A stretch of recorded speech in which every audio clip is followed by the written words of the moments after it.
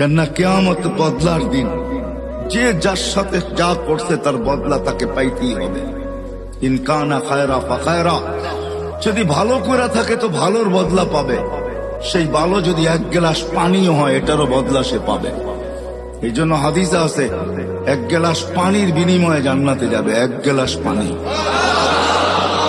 যে দোকানদাররা দোকানের সামনে ফ্রি পানি রেখা দেয়, হয় গরমের দিন রিক্সার থেকে নামছে, পিপাসা লাগছে, তো দোকানের সামনে ঝাড় রেখা দিছে পানির, ওইখান থেকে এক গ্লাস পান করে বাড়ির দিকে হাঁটা শুরু করছে। সে রাখছেই পথিক খাবে, ওই এক গ্লাস পানির বিনিময়ে সে জান্নাতে যাবে।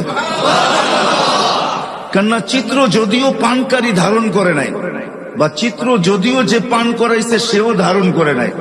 চিত্র বোঝেন? আরে বোঝেন না কি চিত্র? চিত্র কি? ছবি তুলে রাখে নাই সে, যদিও তার দোকানের ক্যামেরা স্ন্যাপ নিছে, ছবি কালেক্ট করছে, কিন্তু এটা বেশি দিন ছিল না।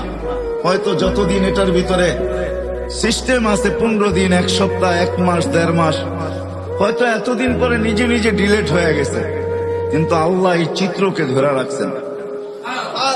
কিয়ামতের দিন যে পান করছে সে যদি জান্নাতে যায়, আর যে পান করাইছে সে যদি না যায়, তো আল্লাহ ওই যে যাবে না, যে পান করাইছে তার সামনে চিত্র তুলে ধরবে, আর তাকে দেখায় দিবে ওই যে যায় বদলা নিলে নিতে পারো।